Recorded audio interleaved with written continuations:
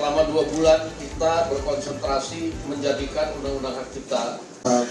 Pernyataan dari Ketua dari WAMI, LMK WAMI menyampaikan bahwa walaupun Ari Lasso sudah mencabut haknya, tetap akan dipungut royaltinya. WAMI tetap pungut royalti meskipun Ari Lasso bebaskan lagunya untuk dinyanyikan oleh penyanyi lain. Saya rasa hal ini sangat tidak adil, tidak fair. Ketika seorang pencipta lagu dia mencabut kuasanya tapi tetap dipungut. Nah, pungutan itu nanti akan diberikan kepada siapa, itu pertanyaannya. Lalu kembali kepada SK Menkumham tahun 2016, itu disebutkan bahwa royalti akan dipungut 2% dari tiket penjualan yang dilaksanakan pada saat konser setelah konser. Sehingga artinya apa? Pencipta lagu ikut menanggung risiko bersama dengan penyelenggara. Walaupun kalau menurut kami, walaupun persentasenya dinaikkan 5%, 10%, kalau itu tetap diambil atau dipungut setelah konser, tidak akan merubah apa-apa.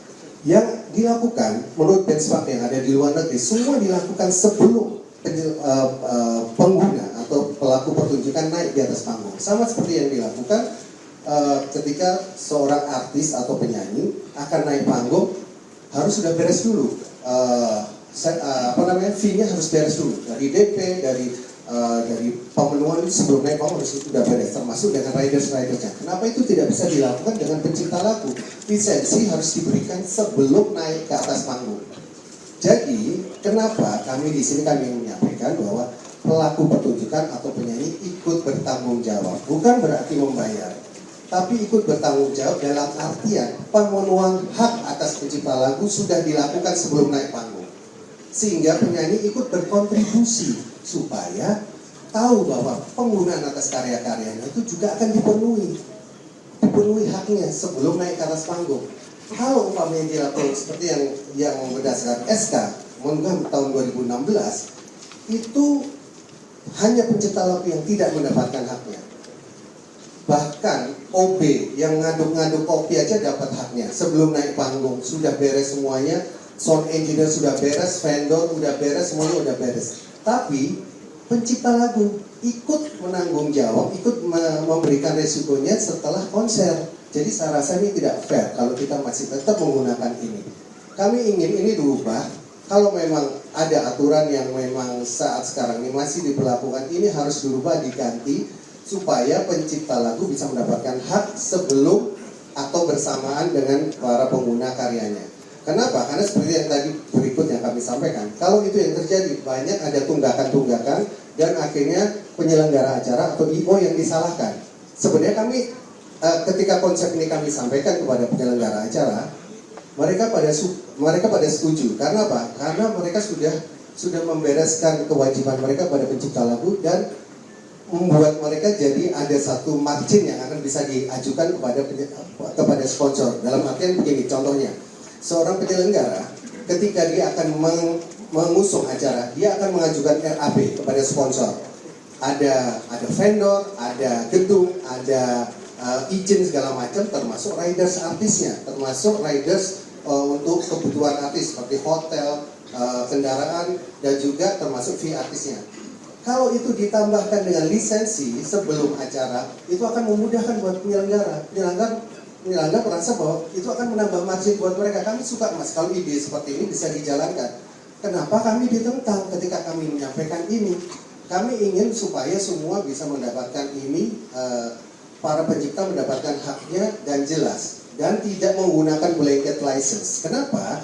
Karena ini sudah zaman teknologi, sudah zaman udah digital, semua bisa didata. Tapi kenapa cara pengumpulannya masih memakai extended collecting license yang menggunakan blanket juga?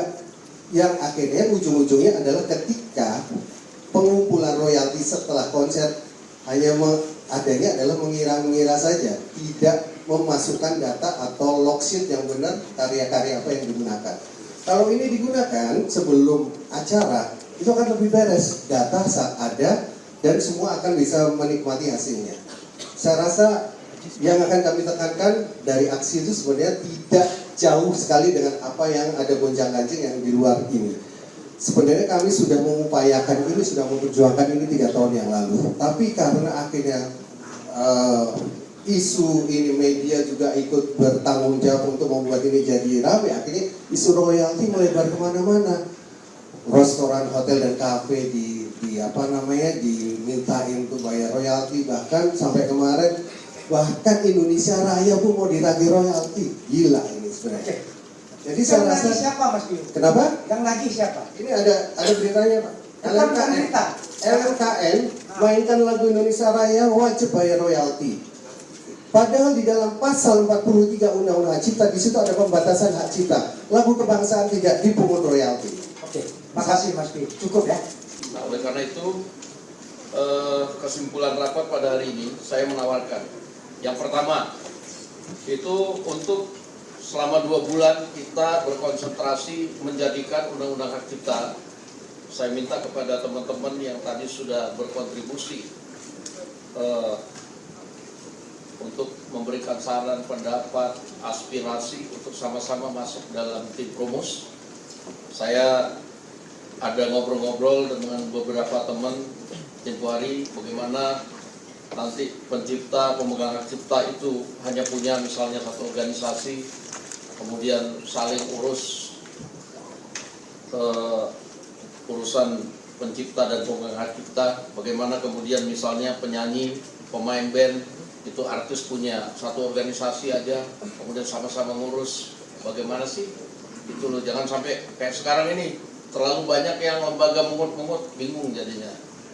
Nah jadi tapi itu baru ide, tapi itu akan dirumuskan nanti ke dalam tim rumus yang akan segera dibentuk. Tadi ada beberapa organisasi yang sudah tercatat untuk ikut, dan target kita dalam waktu 2 bulan undang-undang ini harus segera rampung karena masukan juga sudah cukup banyak. Dan tadi mudah-mudahan yang jauh-jauh dari Bali, Mas Indra bisa nggak segan-segan diganggu untuk memberikan masukan supaya undang-undang ini cepat jadi, karena komitmen kementerian yang baru ini mereka sudah agak cukup lama belajar, 8 bulan 9 bulan mempelajari mengenai undang-undang hak cipta ini, dan juga banyak catatan yang sudah kita sharing dengan kementerian, banyak yang perlu diperbaiki. Nah oleh karena itu mari kita sama-sama kemudian dalam 2 bulan ini menjadikan ini menjadi undang-undang yang menjadi milik kita semua. Nah untuk itu saya menawarkan juga bahwa dalam tempo 2 bulan itu LMKN agar menarik semua delegasi penarikan, agar terkonsentrasi di LMKN supaya yang lain-lain berkonsentrasi untuk membahas undang-undang. Dan tadi kalau perlu itu yang namanya audit dilakukan supaya ke depan transparansi itu bisa terjadi sehingga penyanyi, pencipta lagu itu bisa mendapat hak dan manfaatnya dengan benar. Setuju nggak? Setuju? Setuju. Nah, supaya dalam 2 bulan ini juga kegaduhan di dunia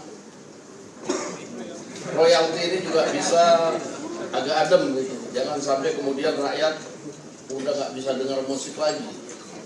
Kita mau nyanyi juga takut salah, walaupun suara jelek kadang-kadang kan nyanyi takut salah kena royalti lagi nanti. Nah jadi kesimpulannya itu mudah-mudahan apa yang kita lakukan pada hari ini diridhoi, dan dalam waktu yang sesingkat-singkatnya teman-teman di Badan Legislasi maupun Komisi 13 Kementerian Hukum, teman-teman dari Aksi Visi dan LMKN serta LMK bisa membentuk segera tim rumus untuk merumuskan hal-hal yang dianggap perlu dan bisa sesegera mungkin dituangkan untuk menjadi undang-undang hak cipta. Dan tambahan, saya dalam 1-2 minggu terakhir juga sudah kerap koordinasi dengan pihak kepolisian negara Republik Indonesia dalam rangka pemberian izin untuk konser misalnya. Mereka bersedia, kemudian nanti pemberian izin konser itu juga harus sudah melalui pelunasan dari IO terkait hak cipta. Jadi itu nggak akan dikasih izin pertunjukan kalau belum memberikan tanda bahwa dia sudah membayar lunas royalti lagu-lagu yang akan dibawakan, karena sesungguhnya benar bahwa itu merupakan komponen dari biaya. bahwa artisnya sekian ya lagunya sekian, nah ini komponen biayanya tukang make upnya sekian, ini sekian, nah ini lah ya itu yang kemudian nanti dikasih kepada sponsor termasuk apa komponen penjualan tiket, kan begitu kira-kira. Nah sehingga ya mari kita atur semua dalam undang-undang ini, semoga pertemuan pada hari ini bisa menghasilkan dan menyuguhkan semua. Dan pertemuan pada hari ini saya tutup dengan mengucapkan alhamdulillahirabbil alamin. Wassalamualaikum warahmatullahi wabarakatuh.